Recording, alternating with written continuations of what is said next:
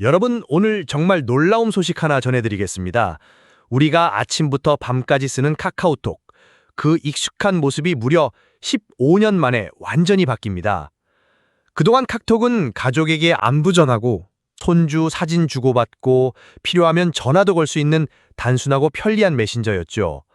그런데 이번 가을부터는 이 카톡이 인스타그램이나 페이스북처럼 사진과 영상을 중심으로 한 소셜 미디어로 변한다고 합니다.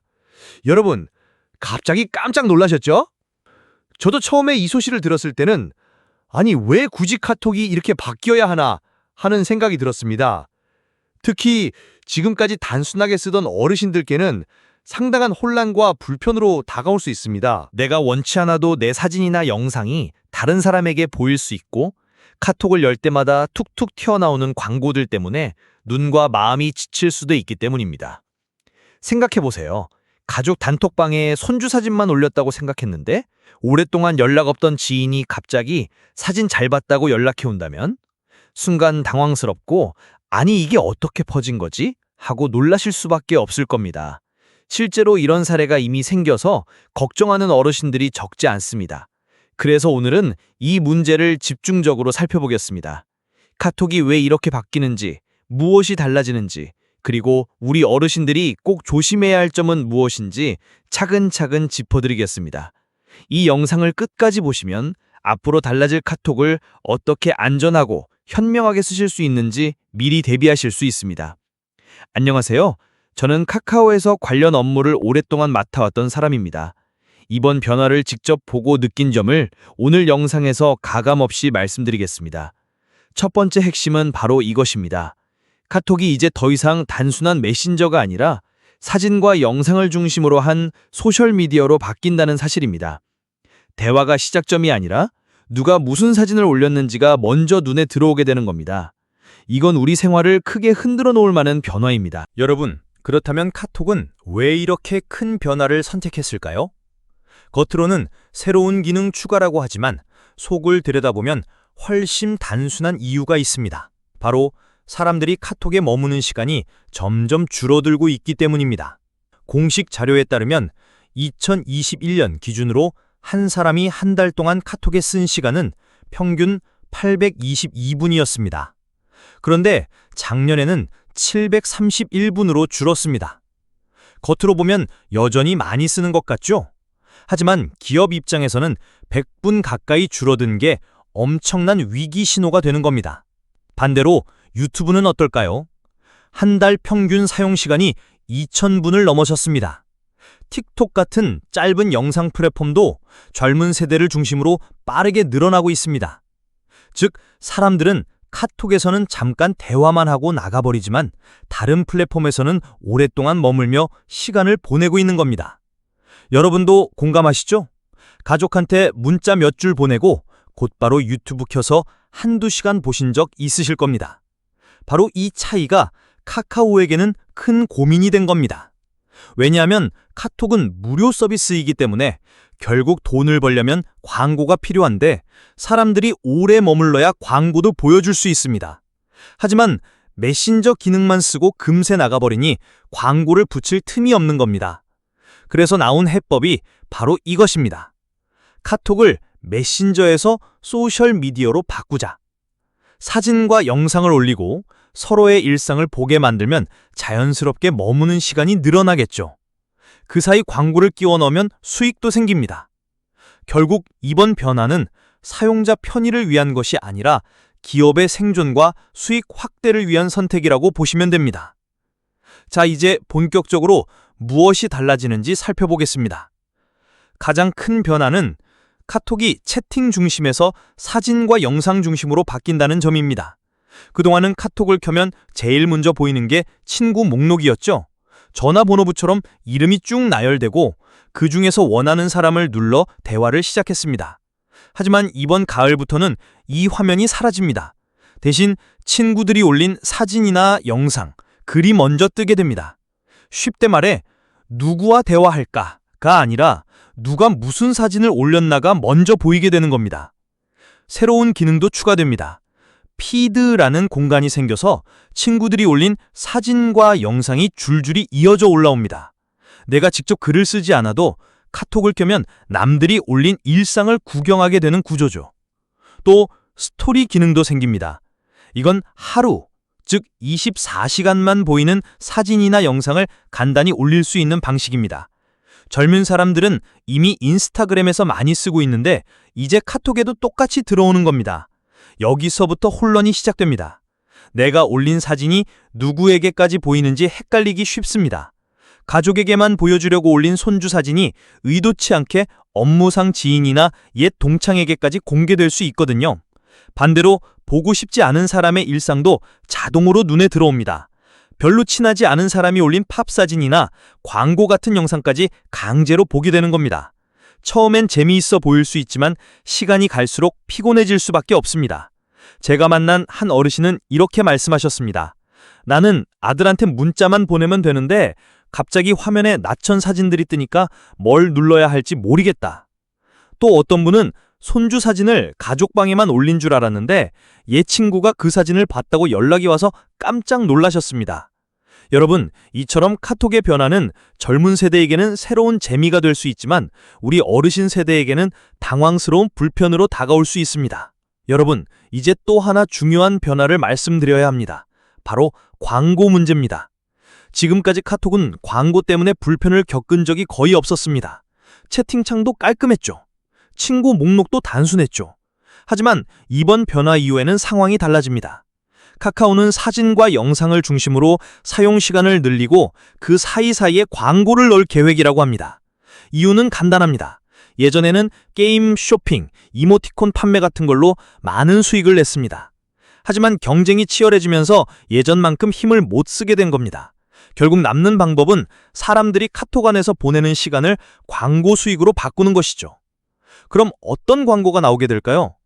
예를 들어 손주 사진을 보려고 내리다가 갑자기 화장품 광고가 뜹니다.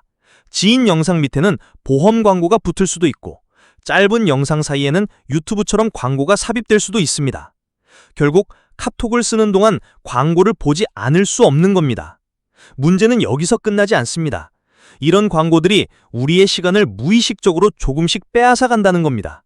원래는 1분 만에 확인하고 끝낼 일을 광고 때문에 5분, 10분씩 더 머물게 되는 거죠. 게다가 광고는 눈에도 피로를 주고 마음에도 부담을 줍니다. 특히 어르신들의 경우 작은 화면에 낯선 광고가 자꾸 뜨면 실수로 잘못 눌러 원치 않는 페이지로 넘어가기 쉽습니다. 이런 경험이 반복되면 카톡 쓰기가 싫어진다는 생각까지 들 수 있습니다. 실제로 젊은 세대에서도 광고가 많아져서 피곤하다는 불만이 커지고 있습니다. 어르신 한 분은 이렇게 말씀하셨습니다. 손주 사진 보려고 들어갔는데 계속 이상한 광고가 떠서 헷갈리고 짜증이 난다. 이처럼 광고 문제는 세대와 상관없이 모두가 불편해하는 부분입니다. 여러분, 그렇다면 이번 변화 속에서 우리 어르신들이 직접 겪으실 수 있는 불편은 무엇일까요? 제가 상담하면서 들었던 실제 사례를 곁들여 말씀드리겠습니다. 첫째, 원치 않는 일상 노출입니다. 가족에게만 보여주려고 올린 손주 생일 사진이 의도치 않게 옛 친구나 업무상 지인에게까지 공개될 수 있거든요. 내가 이 사진을 왜 저 사람한테까지 보여줘야 하지? 이런 당황스러운 순간이 생기는 겁니다. 둘째, 타인의 일상 강제 노출입니다.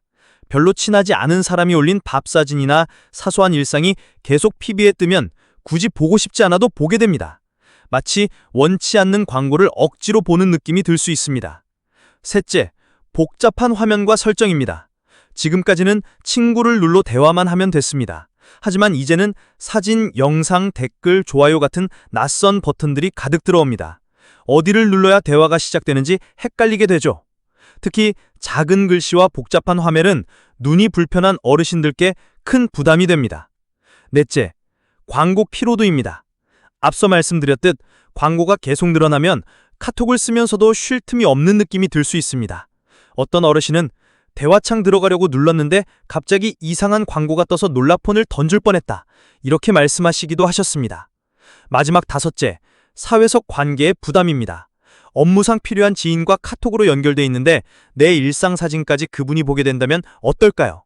서로 불편해질 수 있습니다. 또 상대방이 내 게시물을 봤는지 안 봤는지 표시가 남으면 괜히 신경이 쓰이고 마음이 무거워질 수도 있습니다. 실제로 서울에 사시는 70대 어르신은 나는 아들하고만 연락하는데 모르는 사람 사진이 뜨고 광고가 나오니까 혼란스럽다.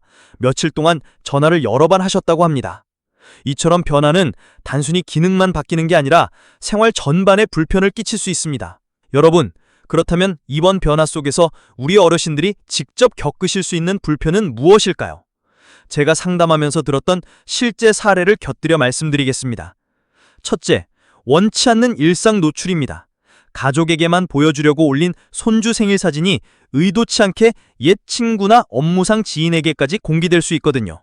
내가 이 사진을 왜 저 사람한테까지 보여줘야 하지?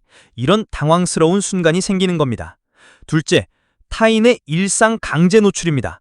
별로 친하지 않은 사람이 올린 밥 사진이나 사소한 일상이 계속 피드에 뜨면 굳이 보고 싶지 않아도 보게 됩니다. 마치 원치 않는 광고를 억지로 보는 느낌이 들 수 있습니다. 셋째, 복잡한 화면과 설정입니다. 지금까지는 친구를 눌러 대화만 하면 됐습니다. 하지만 이제는 사진, 영상, 댓글, 좋아요 같은 낯선 버튼들이 가득 들어옵니다. 어디를 눌러야 대화가 시작되는지 헷갈리게 되죠. 특히 작은 글씨와 복잡한 화면은 눈이 불편한 어르신들께 큰 부담이 됩니다. 넷째, 광고 피로도입니다. 앞서 말씀드렸듯 광고가 계속 늘어나면 카톡을 쓰면서도 쉴 틈이 없는 느낌이 들 수 있습니다. 어떤 어르신은 대화창 들어가려고 눌렀는데 갑자기 이상한 광고가 떠서 놀라 폰을 던질 뻔했다. 이렇게 말씀하시기도 하셨습니다. 마지막 다섯째, 사회적 관계의 부담입니다. 업무상 필요한 지인과 카톡으로 연결돼 있는데 내 일상 사진까지 그분이 보게 된다면 어떨까요? 서로 불편해질 수 있습니다. 또 상대방이 내 게시물을 봤는지 안 봤는지 표시가 남으면 괜히 신경이 쓰이고 마음이 무거워질 수도 있습니다. 실제로 서울에 사시는 70대 어르신은 나는 아들하고만 연락하는데 모르는 사람 사진이 뜨고 광고가 나오니까 혼란스럽다. 며칠 동안 전화를 여러 번 하셨다고 합니다. 이처럼 변화는 단순히 기능만 바뀌는 게 아니라 생활 전반에 불편을 끼칠 수 있습니다. 여러분, 그렇다면 이번 변화 속에서 우리 어르신들이 겪으실 수 있는 불편은 어떻게 하면 조금이라도 덜 불편하게 카톡을 쓸 수 있을까요? 제가 정리한 5가지 방법을 말씀드리겠습니다.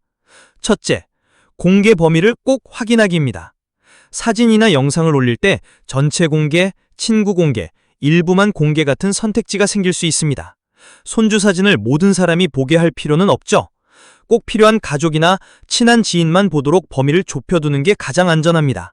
둘째, 광고 미니머화하기입니다. 광고가 자꾸 뜨면 눈과 마음이 피곤해집니다. 그럴 때는 알림 설정을 조정하면 도움이 됩니다. 불필요한 알림은 꺼두고 중요한 채팅방만 알림을 켜두면 광고 노출을 조금 줄일 수 있습니다. 혹시 광고 화면을 잘못 눌러도 놀라지 마시고 뒤로 가기 버튼만 누르시면 됩니다. 셋째, 새로운 화면에 미리 익숙해지기입니다. 어렵다 하고 피하기보다는 가족끼리 연습해보는 게 좋습니다. 손주 사진을 한 장 올려보고 누구에게 보이는지 확인해보세요. 또 가족끼리만 방을 만들어 사진을 공유해보면 실수를 크게 줄일 수 있습니다. 넷째, 모르면 바로 물어보기입니다. 처음엔 누구나 헷갈립니다. 괜히 혼자 고민하지 마시고 자녀나 손주에게 이거 어떻게 하는 거니? 한마디 물어보시면 금방 해결됩니다. 특히 이번 변화는 젊은 사람들도 처음엔 익숙하지 않기 때문에 부끄러워할 필요가 전혀 없습니다. 마지막 5째, 마음가짐 바꾸기입니다. 카톡이 바뀌는 건 우리가 원해서가 아닙니다. 시대와 회사의 선택일 뿐이죠. 그렇다면 나도 조금씩 배워본다는 여유 있는 마음으로 적응하는 게 가장 현명합니다. 이 5가지 방법만 기억해 두신다면 큰 불편 없이 새로운 카톡에 충분히 적응하실 수 있습니다. 여러분, 카톡의 변화는 단순히 기능이 바뀌는 문제가 아닙니다. 우리 생활 전반에 영향을 주는 큰 사건이라고 할 수 있습니다. 왜냐하면 카톡은 이미 우리 삶의 깊숙이 자리 잡았기 때문입니다. 아침에 눈을 뜨면 가족 단톡방에서 잘 잤니? 라는 인사가 오고 동네 모임 일정도 카톡으로 조율합니다. 손주 사진, 친구 소식, 교회나 경로당 안내까지 모두 카톡을 통해 이루어집니다. 이제는 카톡이 없으면 연락 자체가 어려울 정도가 되었습니다. 그런데 이렇게 많은 사람들이 쓰는 카톡이 소셜미디어로 바뀌게 되면 자연스럽게 우리의 생활 습관도 달라질 수밖에 없습니다. 단순히 대화만 나누던 공간이 사진과 영상, 광고까지 뒤섞이는 공간으로 변하니까요. 이 변화는 기업 입장에서는 사람들을 더 오래 붙잡아두기 위한 선택이지만 사용자 입장에서는 나는 그냥 편하게 쓰고 싶은데 하는 마음이 더 커질 수 있습니다. 그래서 불편과 피로감이 생기는 겁니다. 하지만 한편으로는 이렇게 생각해 볼 수도 있습니다. 세상은 늘 변해왔고 우리는 그 변화 속에서 살아남으며 배워왔습니다. 스마트폰이 처음 나왔을 때도 내가 저 작은 화면으로 뭘 할 수 있겠어? 이렇게 말씀하신 분들 많았습니다. 하지만 지금은 모두가 자연스럽게 쓰고 계시죠. 카톡도 마찬가지일 수 있습니다. 처음엔 당황스럽고 불편하더라도 조금씩 익숙해지면 새로운 쓰임새가 생길 수도 있습니다. 예를 들어 손주 사진을 스토리에 올리면 멀리 있는 친척들이 하루 안에 보고 안부를 전해올 수도 있습니다. 생각하기 나름인 거죠. 결국 중요한 건 내가 어떻게 이 변화를 받아들이느냐입니다.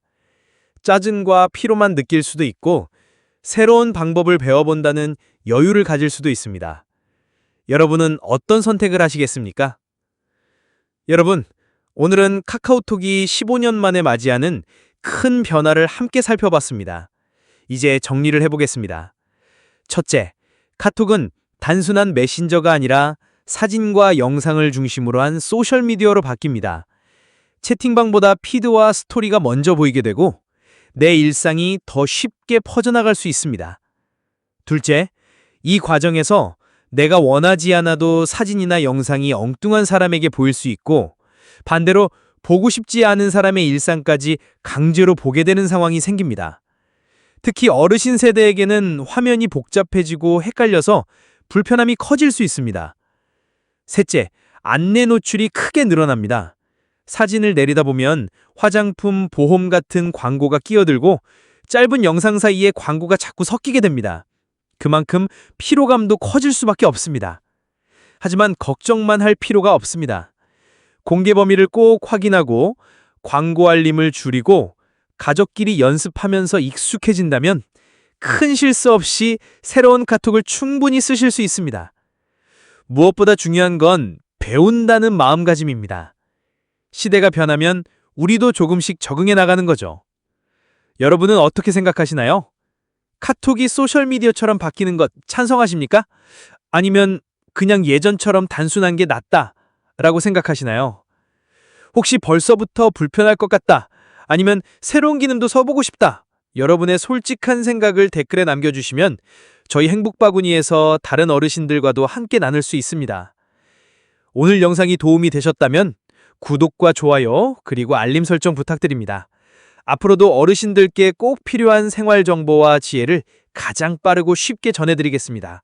시청해주셔서 감사합니다.